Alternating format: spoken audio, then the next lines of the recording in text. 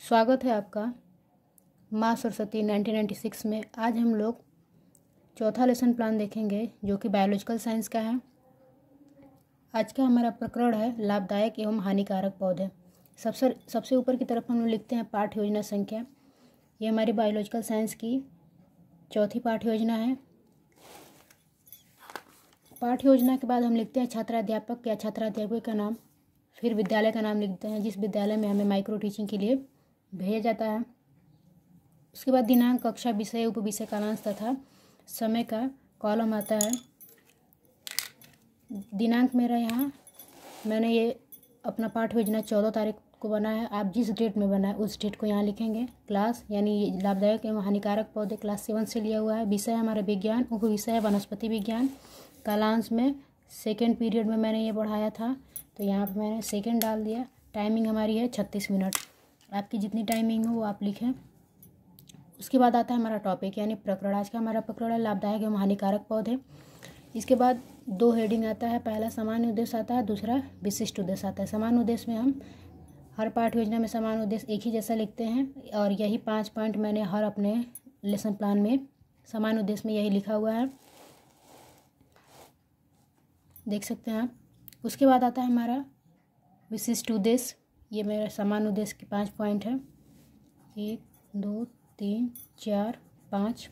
उसके बाद आता है हमारा विशिष्ट उद्देश्य। विशिष्ट उद्देश्य में पहला है ज्ञानात्मक उद्देश्य। ज्ञानात्मक उद्देश्य में पहला पॉइंट, ये दूसरा पॉइंट छात्र लाभदायक एवं हानिकारक पौधों का प्रत्यास्मरण कर सकेंगे। दूसरा, छात्र लाभदायक एवं हानिकारक पौधों का प्रत्याविज्ञान कर सकेंगे। उसके बाद आता है दूसरा बोधात्मक प्रश्न। पहला हो गया ज्ञानात्मक, दूसरा बोधात्मक। बोधात्मक में भी मैंने 2 पॉइंट लिया हुआ है, पहला और दूसरा। छात्र लाभदायक एवं हानिकारक पौधे की व्याख्या कर सकेंगे और दूसरा छात्र लाभदायक एवं हानिकारक पौधों की विधियों को समझ सकेंगे।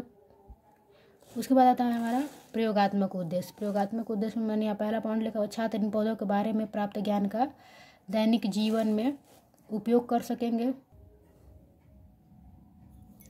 ये हमारा प्रयोगात्मक उद्देश्य का बचा हुआ पॉइंट यहाँ पे मैंने लिखा हुआ है। उसके बाद आता है सहायक सामग्री। सहायक सामग्री में आप लिख सकते हैं कक्षा उपयोगी वस्तुएं या ये भी लिख सकते हैं चाक, डस्टर, संकेतक, रोलिंग बोर्ड आदि। ये सारी जो है कक्षा उपयोगी वस्तुएं में आ जाएंगी हमारी।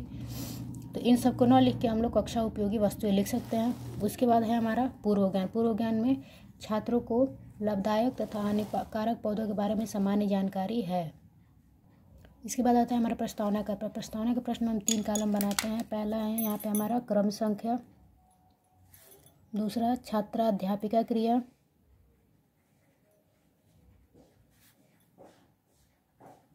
और यहाँ लिखेंगे हम छात्र क्रिया। इसमें हम बच्चों से कुछ क्वेश्चन करते हैं जिससे कि हमारा आज का जो टॉपिक है वो हमारा टॉपिक निकल के आ जाए, जिसे हम प्रस्तावना प्रश्न कहते हैं। कि ये क्वेश्चन इसलिए पूछते हैं ताकि हमारा प्रस्तावना का प्रश्न निकल के आ जाए। पहला हम क्वेश्चन बच्चों से करेंगे कि भूख लगने पे हम क्या करते हैं, तो बच्चे यहाँ आंसर करेंगे भूख लगने पे हम क्या करते हैं, खाना खाते हैं या भोजन करते हैं। बच्चों से अगला क्वेश्चन इसी से जोड़ते हुए बच्चों से अगला क्वेश्चन करेंगे कि खाना में हम साधारणतः क्या क्या खाते हैं, बच्चे बताएंगे दाल, चावल, सब्जी, फल इत्यादि। बच्चों से अगला क्वेश्चन करेंगे फल, सब्जी ये जितने भी हम खाते हैं वो हमें किससे प्राप्त होता है, बच्चे बताएंगे पेड़ पौधों से प्राप्त होता है। उसके बाद जिन पेड़ पौधों से हमें ये सब प्राप्त होता है वे हमारे लिए लाभदायक होते हैं या हानिकारक, तो बच्चे यहाँ बताएंगे कि लाभदायक होते हैं कि हानिकारक होते हैं। फिर बच्चों से हम अगला क्वेश्चन करेंगे कि लाभदायक तथा हानिकारक पौधों से आप क्या समझते हैं। यहाँ बच्चे नहीं समझ पाएंगे या आंसर नहीं कर पाएंगे, जिसे हम समस्यात्मक प्रश्न लिखेंगे। यहाँ बच्चे मौन हो जाएंगे। यहीं से हमारा प्रस्तावना का प्रश्न निकल के आ जाता है। फिर हम लिखते हैं उद्देश्य कथन। उद्देश्य कथन में बच्चों आज हम लाभदायक तथा हानिकारक पौधों के बारे में अध्ययन करेंगे। इसके बाद आता है हमारा प्रस्तुतिकरण। प्रस्तुतिकरण में हम 5 कॉलम बनाते हैं। क्रम संख्या, शिक्षण बिंदु, छात्राध्यापक क्रिया, छात्र क्रिया, विधि तथा श्यामपट्ट कार्य। शिक्षण विधि में हम आज का हमारा जो प्रकरण है उसके बारे में बताएंगे कि मानव जीवन पर पौधों का प्रभाव। कुछ जनरल क्वेश्चन बच्चों से करेंगे कि मानव जीवन पर पौधे किस प्रकार का प्रभाव डालते हैं। बच्चे आंसर नहीं कर पाएंगे, मौन हो जाएंगे। यहाँ विधि में हो जाएगा प्रश्नोत्तर विधि। फिर स्पष्टीकरण देंगे इसके बारे में कि मानव जीवन पर पौधों का प्रभाव किस प्रकार पड़ता है। फिर उसी समय पता चलेगा कि ये प्रभाव के आधार पे उनके हम लोग 2 भागों में बांटते हैं, पहला हानिकारक पौधे और दूसरा लाभदायक पौधे। हानिकारक पौधे के बारे में हमने यहाँ पे बताया हुआ कि हानिकारक पौधे किसे कहते हैं और होते क्या क्या हैं ये, मतलब हानिकारक पौधे हम पता कैसे कर पाएंगे। जैसे एग्जांपल में देखिए, गाजर के घास को छूते ही हाथ में खुजली होने लगती है। ऐसे ही काजू के छिलके को छूने से हाथ में खुजली हो, पपीते का दूध को छूने से, इसमें इन सब में एक तत्व होता है जिसके कारण हमारे हाथों में क्या होती है, खुजली होती है। अरवी का पत्ता गांव में मिलता है, उसको खाने से कभी कभी गले में खुजली होने लगती है।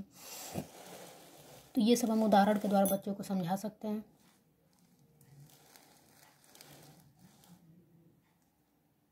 हानिकारक पौधों के बारे में और बताएंगे बच्चों को कि कुछ पौधे जो है लोग नशे के रूप में यूज करते हैं जो कि हमारे स्वास्थ्य के लिए हानिकारक है, जैसे कि भांग, गांजा, चरस, मार्फिन, कोकीन आदि के प्लांट जो होते हैं।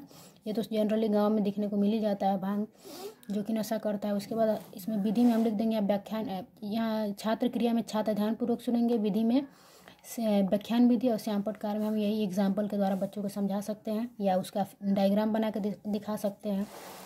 उसके बाद आता है हमारा लाभदायक पौधे। लाभदायक पौधे में हमने कोई एग्जाम्पल दिए हैं कि लाभदायक पौधे होते क्या क्या हैं। एग्जाम्पल में भोजन द्वारा प्राप्त करने वाले जो भोजन हमें देते हैं, जैसे चावल, गेहूँ, धान वगैरह हो गया। मसाले देने वाले पौधे लाभदायक होते हैं। औषधि यानी दवा देने वाले पौधे लाभदायक होते हैं। रेशे प्रदान करने वाले लाभदायक होते हैं। फल देने वाले पौधे जो होते हैं वो हमारे लिए लाभदायक होते हैं।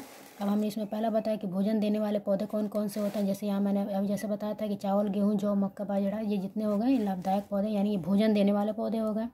अब इनमें भी जड़ से हमें क्या प्राप्त होता है, मूली, गाजर, तना से आलू, प्याज, पत्ती से चौलाई, पालक, फूल से फूल गोभी प्राप्त होता है। फल से सेम, बैगन, मिर्च, भिंडी वगैरह प्राप्त होती है। छात्र क्रिया में सब में छात्र क्रिया में छात्र ध्यानपूर्वक सुनेंगे, समझेंगे। जब हम बच्चों से क्वेश्चन करेंगे तभी यहाँ हम लिखेंगे कि यहाँ बच्चे आंसर करेंगे।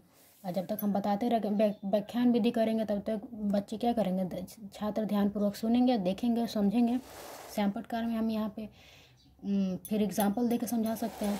फिर अगला इसमें आता है बीज से मटर, राजमा आदि हमें प्राप्त होता है।